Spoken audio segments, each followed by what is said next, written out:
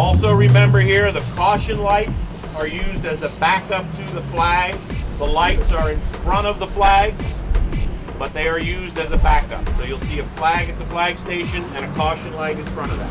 All right. Black flag all, as always in practice today.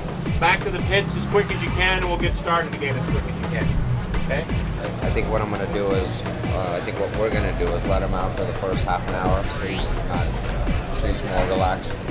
And then I'm going to get in the car and I'm going to use whatever time I need to set it up, you know, whether it's 10 minutes or the hour.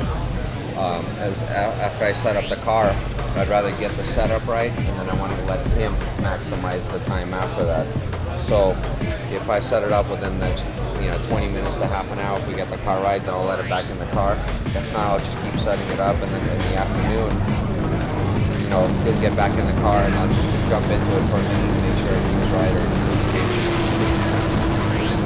stuff like that. Obviously, the strike is going to take a little bit of easy.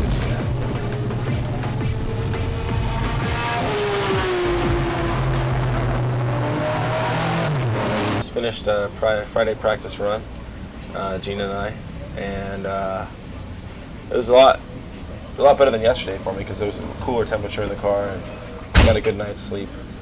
So I was able to be more calm out on the track and I learned a lot more how to negotiate the corners and got a little more comfortable in the car here. It's a really fun track actually, but definitely need a lot of improvement. And during the run, I caught a curb going through a long sweeper corner and bent the wheel pretty bad. We might have thrown the alignment off from the car too. So when he got in the car and started driving it was kind of negating our ability to make the right adjustments to the car, just because it was causing the steering to pull a little bit under braking and in the corners, which is kind of frustrating. But because they limit your practice time so much, you really don't have enough time to go back and do an alignment on the car and then come back. So we're going to do it now during lunchtime, and then on our next session for an hour, we should be able to fine-tune the car a little better. One of the problems with setting up the car here is the fact that you have mostly medium and high-speed corners, but they are drastically uphill elevations and downhill elevations. And then you're dealing with mostly camber turns, but you also have the off-camber stuff to contend with. And it totally creates a scenario where we're working on one area where it's helping and it's deteriorating something else around the track. It's the car you always feel like there's something more you can get out of the car, When all conditions are, great, there's always more speed that can be obtained from the car. So it's like this never-ending story, this never-ending battle to get the car to this place it's never going to get to, I guess the idea is to get it as close to that place as possible, At least get it to a point where it's faster than everybody else on the track. That's all you need to do to win. You have a different, a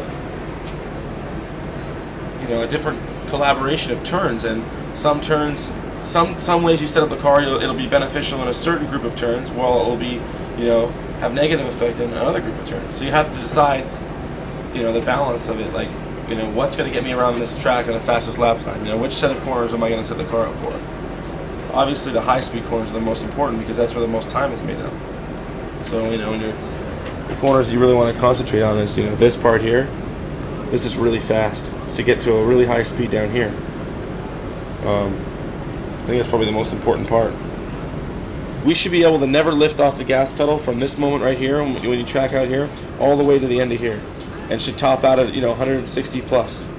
You get in there with another car that's got the car set up right, and as soon as you lift off, like he said, to prepare for a corner, that car's just gone. Because just that little breathe, because you're going uphill, really slows the car down a lot.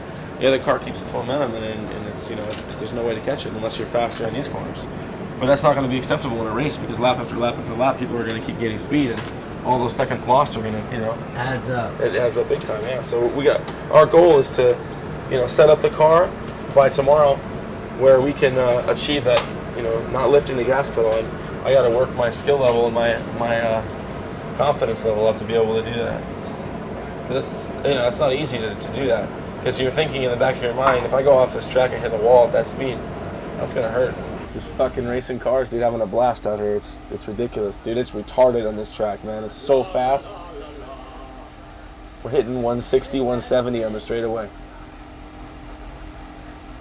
And you're right next to people, dude. The prototype's like 190. We are going out to our second practice session for an hour. made some adjustments with the car, and hopefully now the car is going to be faster than it was before. So we can, try to get in the middle to top 10, of pace setters. It's going to be a challenge. We missed a whole day on Thursday, yesterday, so everybody's a whole day ahead of us. And that whole day consisted of like non-stop practice. Today we only get 2 sessions, 2.5 hours. Seems like a lot of time, but really it's not when you're constantly pulling over and making adjustments. You spend more time working on the car than driving the car. This is fucking annoying, man. After the sway bar change was done, tell me what was different about Back end planted. Stable, planted, Yeah. completely Dude, I was planted. pushing it hard, man. Hard. And I was having fun, and then all of a sudden it's like black flag, black flag, black flag. It's cross. And then it's like they don't give us any extra time. What the fuck are we supposed to do? How are we supposed to practice? Okay, more importantly than that is the car feel good Yes, now. the car okay, feels so very so now we have 2 more days. But the most important thing is at least now we got the car within striking distance. This is game, man. I mean, you get to go out and have like all this time, and as soon as I go out, it's like 4 black flags in a row. The whole time Yeah, I spend sitting here but checking out. believe me, the thing is every lap I had was completely useless because the car wasn't working. I mean, the reason I kept pulling in every 2 laps is because it was useless driving around that way. I just think that if we're gonna, I mean, obviously there's unavoidable things like UPS not sending our exhaust and, the airlines losing our bags. I mean, I think the airline losing our bag, the moral of the story for that is we keep all our important shit in the trailer and we have a backup. I'll get an extra helmet, and carry one with us and keep one here just in case, no matter what. That way we don't ever have to worry about that again. That's not something you want to stress out about. You know what I mean? Because that caused us a whole day, man, pretty much. I agree. That sucks, man. Think of where the car would be now and where I would be now, especially, and you, if we had how many hours? 7 hours to drive? Pretty much. And after I cut the players run short, and made pulled all those strings to get here, that was really disappointing for me, you know what I mean? Good thing you didn't get arrested though. It is a good thing, but it's still a really big disappointment for me.